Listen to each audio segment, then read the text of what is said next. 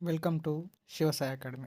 ఈ- ఈరోజు మొన్నటి వరకు మనం సందులు చెప్పుకున్నటువంటి ఏవైతే ఉన్నాయో ఆ తర్వాత సందులు కంటిన్యూ చేద్దాం. గసడ దవ ఆదేశ సంధి. గసడ దవలు అనేటువంటివి ఆదేశంగా వచ్చే సంధిని గసడ దవ ఆదేశ సంధిగా మనం చెప్పుకుంటాం. ప్రథమ విభక్తి ప్రత్యయాలకు ఉన్న పరుషాలకు గసడ దవలు బహుళంగా వస్తాయి. ఇక్కడ గుర్తుపెట్టుకోవాల్సింది గసడ దవలు అనేటివి మాత్రమే ఆదేశంగా వస్తాయి అనేటువంటిది గుర్తుపెట్టుకోవాలి. పరుషాలు అంటే ఏంటి తెలుసుకోవాలి. పరుషాలు అంటే కచ్చడ తప్పలను మనం పరుషాలుగా చెప్తూ ఉంటాం. కచ్చడ తప్పలు ఏవైతే ఉన్నాయో వాటిని మనము పరుషాలుగా చెప్తూ ఉంటాం. బహుళంగా వస్తాయి. బహుళం అనేటువంటిది ఇంపార్టెంట్. ఇక్కడ ఏం బహుళంగా వస్తాయి? గసడ దవలు అనేటటువంటివి మనకి ఇక్కడ బహుళంగా రావడం అనేది మనము చూస్తూ ఉంటాం. అదేవిధంగా ఉదాహరణకు వస్తే నివసంబు కానక, ఇక్కడ మనకి కా అనేటటువంటిది వచ్చింది. ఇక్కడ వచ్చేసరికి ఏమవుతుంది? నివసంబు గానక అవుతుంది. అంటే కచ్చడ తప్పల్లో కా ఏ దానిగా మారుతుంది? గాగా మారుతుంది. ఈ విధంగా కచ్చడ తప్పల్ని గసడ దవలుగా మారితే దాన్ని మనము గసడ దవాదేశ సంధి. ఆదేశం అంటే శత్రు ఆదేశ, అంటే శత్రువుల ఒక వర్ణాన్ని నశింపజేసి వచ్చేటటువంటి దాన్ని మనం ఆదేశంగా చెప్పుకుంటాం. అదేవిధంగా తర్వాత ఎగ్జాంపుల్ చూస్తే నదులు త్రావవు. ఇక్కడ తా వచ్చింది. అండ్ ఇక్కడ వచ్చేసరికి ఏమవుతుంది? మనకి ద్రావవు అంటే తా ప్లేస్లో దా రావడం అనేది మనము చూస్తూ ఉన్నాం. సగరము చేయు, ఇక్కడ చే వచ్చింది, ఇక్కడ సే వచ్చింది. సేయు. నీవు టక్కరి, ఇక్కడ టా వచ్చింది, ఇక్కడ డా అనేది రావడం మనం చూస్తూ ఉంటాం. నిత్యములు కావు, నిత్యములు ప్లస్ కావు, నిత్యములు గావు, ఇక్కడ గా రావడం అనేది మనము చూస్తూ ఉన్నాం. ఈ విధంగా రావడాన్ని మనం గసడ దవ ఆదేశ సంధి మొదటి సూత్రంలో తీసుకుంటాం. ఆ తర్వాత రెండవ సూత్రం, ద్వంద్వ సమాసంలో మొదటి పదం తర్వాత గల పరుషాలకు గసడ దవలు ఆదేశంగా వస్తాయి. ద్వంద్వ సమాసం, ద్వంద్వము అంటే ఇక్కడ రెండు పదాలకి ప్రాధాన్యం ఇచ్చేటటువంటి దాన్ని మనము ద్వంద్వంగా చెప్పుకుంటూ ఉంటాం. ద్వంద్వ సమాసంలో ఇక్కడ ఒకటి గుర్తుపెట్టుకోవాలి ఏంటంటే ద్వంద్వంలో చాలా రకాలైనటువంటి మనకి కనబడతా ఉంటాయి. రామలక్ష్మణుల ద్వంద్వం అంటాము, భీమార్జునుల ద్వంద్వం అంటాం. కాకపోతే ఇక్కడ పేర్లు కాకుండా వచ్చేటటువంటివి ఏవైతే ఉన్నాయో అవి మాత్రమే గసడ దవ ఆదేశ సంధిలో వస్తుంది. గుర్తుపెట్టుకోవాలి. ద్వంద్వ సమాసంలో ఉన్న ప్రతిదీ కూడా మనకి గసడ దవ ఆదేశ సంధిలో రాదు. పేర్లు కాకుండా రామలక్ష్మణులు కానీ సీతారాములు కానీ ఇటువంటి నామవాచకాలు కాకుండా ఏవైతే ఉంటాయో అవి మాత్రమే మనకి ఇక్కడ గసడ దవ ఆదేశ సంధిలో రావడం అనేది చూస్తూ ఉంటాం. ఇక్కడ చూస్తే తల్లి ప్లస్ తండ్రి, తల్లిదండ్రులు. ఇక్కడ ఎక్కువగా మిస్టేక్ చేసేది ఏంటంటే తల్లిదండ్రులు అంటే దాంట్లో లు అనేటటువంటిది మనకు కనబడుతూ ఉంటుంది. కాకపోతే విడదీసినప్పుడు తల్లి ప్లస్ తండ్రి. ఒకటి గుర్తుపెట్టుకోండి, తల్లిదండ్రులు అంటారు, తల్లి తండ్రులు అన్నాం అనుకోండి అది చాలా డబుల్ మీనింగ్కి వెళ్ళిపోతుంది. అట్లా గుర్తుపెట్టుకోండి. ఎందుకంటే లు అనేటటువంటిది ఇద్దరి గురించి మాత్రం చెప్తున్నప్పుడు మనం లు అనేది ఉపయోగిస్తాం బహువచనంలో. ఇక్కడ విడదీసినప్పుడు ఏమవుతుంది? ఒక్కొక్కరి గురించి చెప్తూ ఉంటాం కాబట్టి విడదీసినప్పుడు మనం లు అనేది వాడము, సపరేట్గానే వాడుతూ ఉంటాం. అన్న ప్లస్ తమ్ముడు కలిపితే మాత్రం అన్నదమ్ములు అవుతుంది. కూర ప్లస్ కాయలు, దాన్ని కూరగాయలుగా మనం ఇక్కడ కచ్చడ తప్పలు మారుస్తూ ఉంటాయి. చూడాలి మనం. తాకి దా రావడం, కాకి గా రావడం అనేటటువంటి ఆదేశంగా రావడం అనేది మనము చూస్తూ ఉన్నాం. అదేవిధంగా తర్వాత పుంపాదేశ సంధి. కర్మాధారయ సమాసంలో మూవర్ణకానికి పుంపులు ఆదేశంగా వస్తాయి. పుంపులు ఆదేశంగా వస్తాయని చెప్పి మనము చెప్పవచ్చు. అందుకే దీన్ని పుంపాదేశ సంధిగా మనము చెప్తా ఉంటాం. ఎట్లా వస్తాయి పుంపులు అనేటువంటి? ఆదేశంగా వస్తాయి. ఆదేశం అంటే ఏం చెప్పాము? శత్రు ఆదేశ అంటే శత్రువుల ఒక వర్ణాన్ని నశింపజేసి ఇంకొక వర్ణం ప్లేస్లో రావడాన్ని మనం ఆదేశంగా చెప్పుకుంటాం. ఇక్కడ ఉదాహరణ చూడండి. స్వప్నపు సెజ్జ, స్వప్నము ప్లస్ సెజ్జ. ఇక్కడ ఏమైంది? మూవర్ణం ఏదైతే ఉందో ఆ మూవర్ణము కలిపినప్పుడు ఏమవుతుంది? పూవర్ణంలోకి మారిపోతుంది. పుం లేదా పు రెండిట్లో ఏదైనా మనకి ఇక్కడ రావచ్చు. రెండు అక్షరాలలో ఏ అక్షరమైనా రావచ్చు. మూవర్ణం నశింపజేసి ఏ వర్ణమైనా సరే మనకి రావచ్చు. ఇక్కడ ఇంకొకటి గుర్తుపెట్టుకోవాల్సింది కర్మాధారయం. కర్మాధారయం అంటే విశేషణ విశేషాలతో ఏర్పడేటువంటి దాన్ని మనం కర్మాధారయ సమాసంగా చెప్తూ ఉంటాం. అండ్ ఇక్కడ వచ్చేటకల్లా కర్మాధారయ సమాసంలో మూవర్ణకం ఏదైతే ఉందో, ఇక్కడ కింద ఇంకో ఎగ్జాంపుల్ కూడా చూడొచ్చు. విపరీతము ము. ఇక్కడ వచ్చేటకల్లా కలిపేటకల్లా విపరీతపు కోరిక. రక్తము ప్లస్ పోటు, రక్తపు పోటు. ఏంటి రక్తపు పోటు? ఇట్లా పూ అనేటటువంటిది వస్తూ ఉంటుంది. మనం వాడేటప్పుడు మనం కలిపినప్పుడు ఆటోమేటిక్గా మన సందులో వాడుతూ ఉంటాం కాబట్టి ఆ విధంగా రక్తపు పోటు. సరసము ప్లస్ మాట, సరసపు మాటగా మనము తీసుకుంటాం. పూర్వపు ప్లస్ మాటలు, పూర్వపు మాటలు. ముత్యము ప్లస్ చిప్ప, ముత్యపు చిప్ప. ఎక్కువగా మనకి ముత్యపు చిప్ప అనేటటువంటి ఎగ్జాంపుల్ ఎక్కువగా మనకి ఎగ్జామ్లో అడగడం జరిగింది. ఇది కొద్దిగా ఇంపార్టెంట్ అయినటువంటి ఎగ్జాంపుల్, చూసుకోండి. ముత్యపు చిప్ప అనేటటువంటిది. అదేవిధంగా తర్వాత టుగాగమ సంధి, ఆగమ సంధులు ఇవన్నీ కూడా ఆగమంగా వస్తూ ఉంటాయి. అంటే స్నేహితుల్లా కలిసి ఉండేటటువంటి దాన్ని మనము ఆగమంగా చెప్పుకుంటూ ఉంటాం. కర్మాధారయ సమాసంలో ఉత్తునకు, ఏదైతే ఉత్తుందో ఆ ఉత్తునకు అచ్చుపరమైతే, అచ్చు అన్నాడు ఇక్కడ, అత్తు అనలేడు. అచ్చు అంటే ఆ ఈ ఏవి ఇచ్చినా మనకు అచ్చులుగానే తీసుకుంటూ ఉంటాం. ఇక్కడ ఒక ఉదాహరణ చూస్తే మీకు గుర్తు, టూ అనేటటువంటిది ఆగమంగా వస్తుంది. టుగాగం అంటే టా వర్ణం అని గుర్తుపెట్టుకోవాలి. ఇక్కడ టూ అనేది వస్తుందని గుర్తుపెట్టుకోవాలి. టా వర్ణాన్ని టుగాగమం అన్నాడు ఇక్కడ. అందుకే ఇక్కడ టా వర్ణం అనేటటువంటిది ఆగమంగా వస్తుందని గుర్తుపెట్టుకోవాలి. టూగాగం అన్నారు కదా, టూ వస్తుంది కదా అని చెప్పేసి అనుకోవద్దు. ఇక్కడ టా అనేది ఆగమంగా వస్తూ ఉంటుంది. నిలువు ప్లస్ అద్దం, నిలువుటద్దం. ఇక్కడ టా అనేది రావడం చూస్తూ ఉన్నాం. తేనె ప్లస్ ఈగ, తేనెటీగ. అదేవిధంగా పల్లె ప్లస్ ఊరు, పల్లెటూరు. ఇది ఎక్కువగా వచ్చినటువంటి ఎగ్జాంపుల్ గుర్తుపెట్టుకోండి. పల్లెటూరు. చాలామంది కన్ఫ్యూజ్ అవుతుంది. పల్లె-ఊరు అని చెప్పి పెడతా ఉంటారు కొన్నిసార్లు. పల్లెటూరు ఇది మనం గుర్తించడానికి ఈజీగానే ఉంటుంది. బట్ ఏ సమాసం ఏ సంధి అనేది అడిగేటకల్లా కన్ఫ్యూజ్ అయ్యే ఛాన్స్ ఎక్కువగా ఉంటుంది. ఇది టుగాగమ సంధిలో మనకి కనిపిస్తూ ఉంటుంది. ఎండు ప్లస్ ఆకులు, ఎండుటాకులు. ముద్దు ప్లస్ ఉంగరము, ముద్దుటుంగరము. ఈ విధంగా వచ్చేటువంటి ఎగ్జాంపుల్స్ కూడా మనం చూసుకుంటూ ఉండాలి. తర్వాత రెండవ సూత్రం దీనికి, కర్మాధారయ సమాజంలో పేర్వాది శబ్దాలకు అచ్చుపరమైనప్పుడు టుగాగమం విభాషగా వస్తుంది. ఈ పేర్వాది శబ్దాలు అంటే ఏంటి? పేరు, చిగురు అనేటటువంటి శబ్దాలు ఏవైతే ఉన్నాయో వాటిని పేర్వాది శబ్దాలుగా చెప్తూ ఉంటాం. అండ్ దీంట్లో విభాషగా రావడం, ఆ శబ్దాలకి అచ్చుపరమైనప్పుడు విభాష అంటే రావచ్చు, రాకపోవచ్చు. విభాషని మనం వైకల్పికము, వికల్పము, విభాషగా చెప్పుకుంటూ ఉంటాం. ఇక్కడ చూడండి, చిగురు ప్లస్ ఆకు, చిగురుటాకు ఆర్ చిగురాకు. ఏ విధంగా అయినా సరే మనకి సంధి జరిగే అవకాశం ఉంది. ఒక్కొక్కసారి చిగురుటాకుగా చెప్తూ ఉంటాం, ఒక్కోసారి చిగురాకుగా కూడా మనం చెప్తూ ఉంటాం. పేరు ప్లస్ ఉరం, పేరుటురం లేదా పేరురం అని చెప్తూ ఉంటాం. ఒక్కొక్కసారి ఒక్కో విధంగా సంధి అనేటటువంటి జరుగుతూ ఉంటుంది. విభాష అన్నప్పుడు సంధి సూత్రం ప్రకారం జరగవచ్చు, లేదా సూత్రం ప్రకారం జరగకుండా అయినా సరే ఉండొచ్చు. దాన్ని మనము విభాషగా రావడం అని చెప్పుకుంటూ ఉంటాం. తర్వాత పాడువాది సంధి. పాడువాది సంధి పడ్వాదులు పరమగునప్పుడు మూవర్ణకానికి లోపము పూర్ణ బిందువు విభాషగా వస్తూ ఉంటాయి.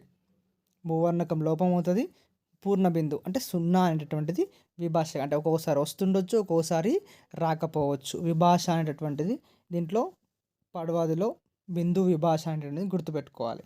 అసలు పడ్వాదులు అంటే ఏంటి? పాడు, పట్టే, పాటు, వీటిని మనము పడ్వాదులుగా చెప్పుకుంటూ ఉంటాం. ఈ పారిభాషిక పదాలు అనేటువంటివి ఇంపార్టెంట్ అండి. ఎందుకంటే ఒక్కోసారి పారిభాషిక పదాలే మనకి అడుగుతూ ఉంటాడు కాబట్టి పడు, పట్టే, పాటు అనేటువంటివి పాడువాదులుగా మనము గుర్తించాలి. భయము ప్లస్ పడు. ఇక్కడ ఏమైంది? ఒక్కోసారి సున్నా విభాషగా రావడం చూస్తూ ఉన్నాం, ఒక్కోసారి రాకపోవడం. దీన్నే మనం విభాషగా చెప్తూ ఉంటాం. కష్టము ప్లస్ పడి, కష్టపడి. ఆధారము ప్లస్ పడి, ఆధారపడి. ఆనందము ప్లస్ పడు, ఆనందపడు. తాపత్రయ ప్లస్ పడిన, తాపత్రయ పడిన. అంటే ఇక్కడ ఏమవుతుంది మనకి సంధి విభాష కాబట్టి ఒక్కోసారి అవుతుండొచ్చు, ఒక్కోసారి అవ్వకపోతుండొచ్చు. తర్వాత రుగాగమ సంధి మోస్ట్ ఇంపార్టెంట్ అండి. రుగాగమ సంధి ఎక్కువగా దీంట్లో పారిభాషిక పదాలు ఎక్కువగా కనబడతూ ఉంటాయి కాబట్టి ఇది ఎక్కువగా వచ్చే ఛాన్స్ ఉంటుంది. పేదాది శబ్దాలకి ఆలు శబ్దం అనేటటువంటి పరమైతే కర్మాధారయ సమాసంలో రుగాగం అనేటటువంటిది వస్తుంది. అసలు ఏ విధంగా వస్తుంది, అసలు పేదాది శబ్దాలు అంటే ఏంది, ఆలు శబ్దం ఏంటనేది మనం ఇక్కడ చూసుకోవాల్సి ఉంటుంది. పేదాది శబ్దాలు అనేటటువంటివి ఆలు అంటే మనకి ఇక్కడ స్త్రీ అని చెప్పేసి అర్థం. పేదాది శబ్దాలు అంటే పేద, బీద, ముద్ద, జవ, ఐదవ ఇవే ఎక్కువగా రిపీట్ అవుతూ ఉంటాయండి. మనకి గుర్తుపెట్టుకోండి, పేదాది శబ్దాలు అనగా పేద, బీద, ముద్ద, జవ, ఐదవ అనేటటువంటివి ఈ శబ్దాలు ఎక్కువగా రిపీట్ అవుతూ ఉంటాయి. ఆలు శబ్దం అంటే మనకి ఇక్కడ స్త్రీ అని చెప్పుకున్నాం.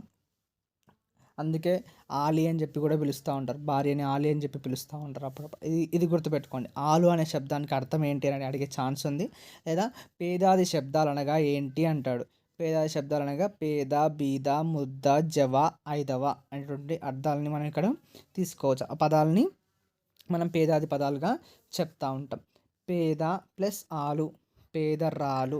ఇక్కడ రుగాగమం వస్తూ ఉంటుంది. అర్రన్ అనే వర్ణం స్నేహితుల్లా వచ్చి చేరుతూ ఉంటుంది కాబట్టి దీన్ని మనం రుగాగమంగా చెప్పుకున్నాం. ఇక్కడ అర్ర అనే వర్ణం ముందు దాంట్లో లేదు, మనకి పేద ప్లస్ ఆలులో లేదు. కాకపోతే అక్కడ ఉన్నటువంటి వర్ణాన్ని దీన్ని నశింపజేయలేదు. పేద అలాగే ఉంది, ఆలు అలాగే ఉంది. ఆకి ఎర్ర అనేటటువంటి వర్ణం యాడ్ అయితే అది రా దీర్ఘంగా మారుతూ ఉంటుంది. ఇక్కడ పేదరాలుగా మనకి వచ్చింది.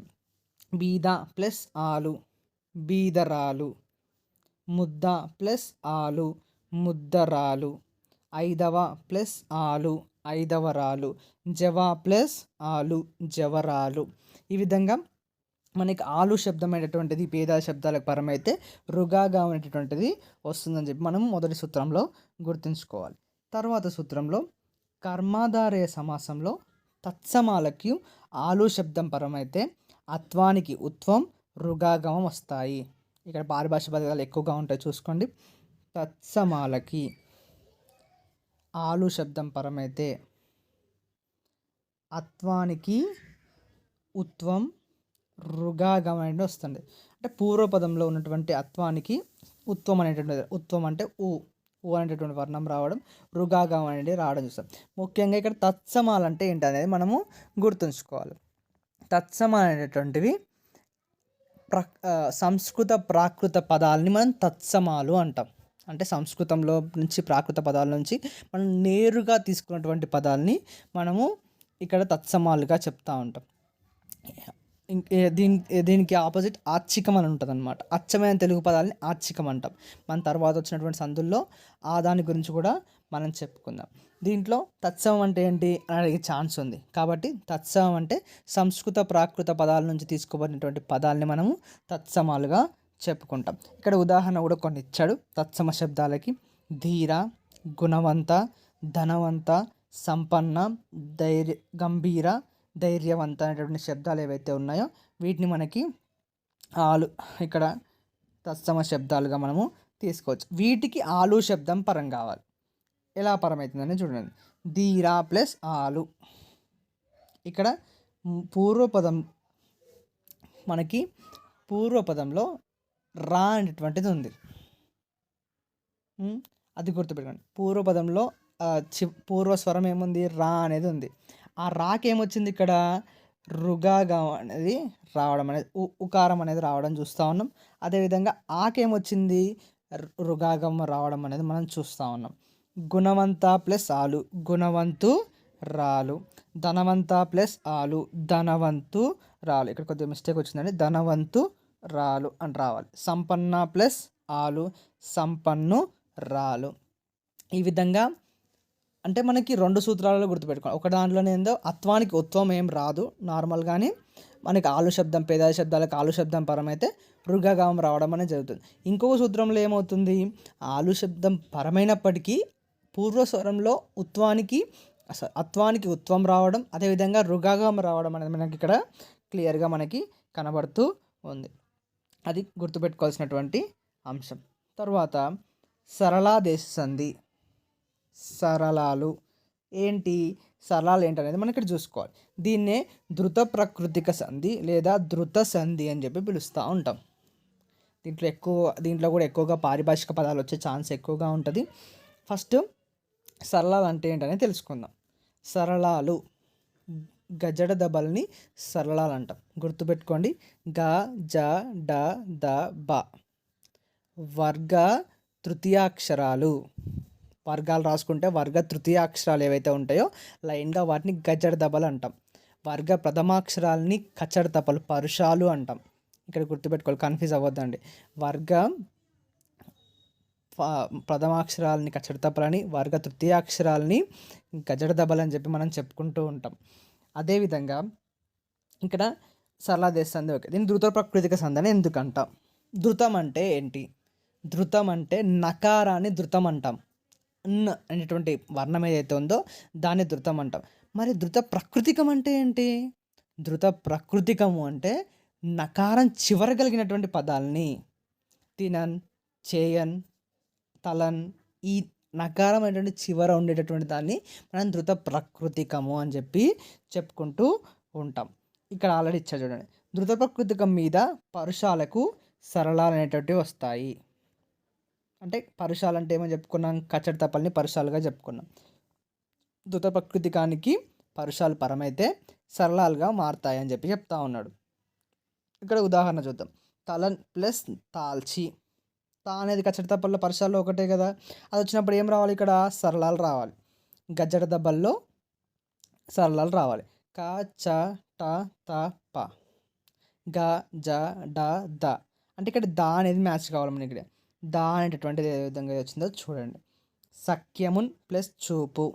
చూపు ఇక్కడ జూపు అనేటువంటి రావడం చూస్తూ ఉన్నాం. ప్రాణమున్ తీయుట. ప్రాణమున్ దీయుట అనేటువంటి మనం చూడవచ్చు. వేదికన్ చూపు. చూపు దగ్గర ఇక్కడ జూపు రావడం అనేది చూస్తూ ఉన్నాం. ఇంకా కసరదావాదేశ సంధికి దీనికి కొద్దిగానే తేడా ఉంటుందండి. ఇక్కడ ఖచ్చితంగా మనకు ధృత ప్రకృతికం అనేది రావాలి. అది గుర్తుపెట్టుకోండి మైండ్లో. ధృత ప్రకృతికం అంటే పొల్లు నకారం అనేటటువంటి ఖచ్చితంగా మనకి కనబడాలి. పొల్లు నకారం కనబడితేనే అది సరళాదేశ సంధిగా మనము తీసుకుంటాం. ధృత ప్రకృతిక సంధిగా మనం తీసుకుంటాం. ఇక్కడ ఇంకోటి, ఆదేశ సరళాలకు ముందున్న ధృతానికి బిందు సంశ్లేషలు. బిందు సంశ్లేషణ అనేటటువంటివి విభాషగా రావడం అనేది చూస్తాం. తలన్ ప్లస్ దాల్చి. తలన్ దాల్చిగా వస్తుంది. అంటే బిందు అరసున్నా అనేటువంటి ఇక్కడ రావడం అనేది మనము చూస్తూ ఉంటాం. సఖ్యమున్ ప్లస్ చూపు. సఖ్యమున్ జూపు. అంటే ఒక్కొక్కసారి రావచ్చు, ఒక్కొక్కసారి ఇక్కడ మనకి రాకపోవచ్చు విభాషగా రావడం అనేటటువంటిది మనం ఇక్కడ గమనించుకోవాలి. ఎందుకంటే సరళాదేశ సంధికి అండ్ మనం కసరదావాదేశ సంధికి కన్ఫ్యూజ్ అయ్యే ఛాన్స్ ఎక్కువగా ఉంటుంది. కాబట్టి వీటిని రిపీటెడ్లో మనము ఎగ్జాంపుల్స్ చేస్తూ ఉంటే మనకి గుర్తుండే ఛాన్స్ ఉంటుంది. ముఖ్యంగా గుర్తుపెట్టుకోవాలి, సరళాదేశ సంధి అంటే ధృత ప్రకృతికం అనేది ఖచ్చితంగా వస్తుంది. అది గుర్తుపెట్టుకోండి. తర్వాత ఇక్కడ త్రిక సంధి చూడొచ్చు. త్రికాలు అంటే ఏంటనేది మనం ఇక్కడ గుర్తుపెట్టుకోవాలి. ఆ ఈ ఏల అనే సర్వనామాలని త్రికాలు అంటాడు. ఆ ఈ ఏలని ఏమంటారని అడుగుతాడు. త్రికాలని ఇవ్వచ్చు, లేదా సర్వనామాలను కూడా మనకి ఇక్కడ అడిగే ఛాన్స్ ఎక్కువగా కనబడుతూ ఉంటుంది. దీంట్లో త్రికం మీద అసంయుక్త హల్లునకు ద్విత్వం బహుళంగా వస్తుంది. ద్విత్వము అంటే ఏ దానికి అదే ఒత్తు వస్తే దాన్ని మనము ద్విత్వంగా చెప్తూ ఉంటాం. ఏ ప్లస్ విధము త్రికం పరమైంది కాబట్టి ఎవ్విధము. ఆ ప్లస్ చోటు అచ్చోట. అంటే ఇక్కడ కలిపినప్పుడు హస్వంగా మారిపోతూ ఉంటుంది. అది గుర్తుపెట్టుకోవాల్సినటువంటి అంశం. అదేవిధంగా ద్విరుక్తమైన హల్లు పరమైనప్పుడు అచ్చికమైన దీర్ఘానికి హస్వం వస్తుంది. ఆచ్చికం. ఆచ్చికమైనటువంటిది కూడా పారిభాషిక పదాల్లో అడిగే ఛాన్స్ ఉంటుంది. ఆచ్చికం అంటే అచ్చమైనటువంటి తెలుగు పదాలని మనము ఆచ్చికంగా చెప్పుకుంటాం. ఇక్కడ ఆకి దీర్ఘం పరమైనప్పుడు అంటే ఒత్తుకి అదే ఒత్తు వచ్చినప్పుడు, ఏ అక్షరానికి అదే ఒత్తు వచ్చినప్పుడు మనకి ఆచ్చికమైనటువంటి దీర్ఘం ఆ ఈ ఏవైతే ఉందో ఆ దీర్ఘాలన్నీ కూడా హ్రస్వాలుగా మారిపోతూ ఉంటాయి. ఏ ప్లస్ విధం ఏ విధంగా మారిపోతూ ఉంటుందన్నమాట. ఈ విధంగా వచ్చేటువంటి దాన్ని మనకి ఎక్కువగా ఇవే ఎగ్జాంపుల్స్ అనేవి మనం చూస్తూ ఉంటాం. ఇచ్చోట అనేది, ఎచ్చోట అనేటటువంటిది ఈ ఎగ్జాంపుల్సే ఎక్కువగా వస్తూ ఉంటాయి. కాబట్టి మనం వీటిని త్రిక సంధి సంధిలో గుర్తుపెట్టుకోవాల్సినటువంటి అంశం ఎంతగానో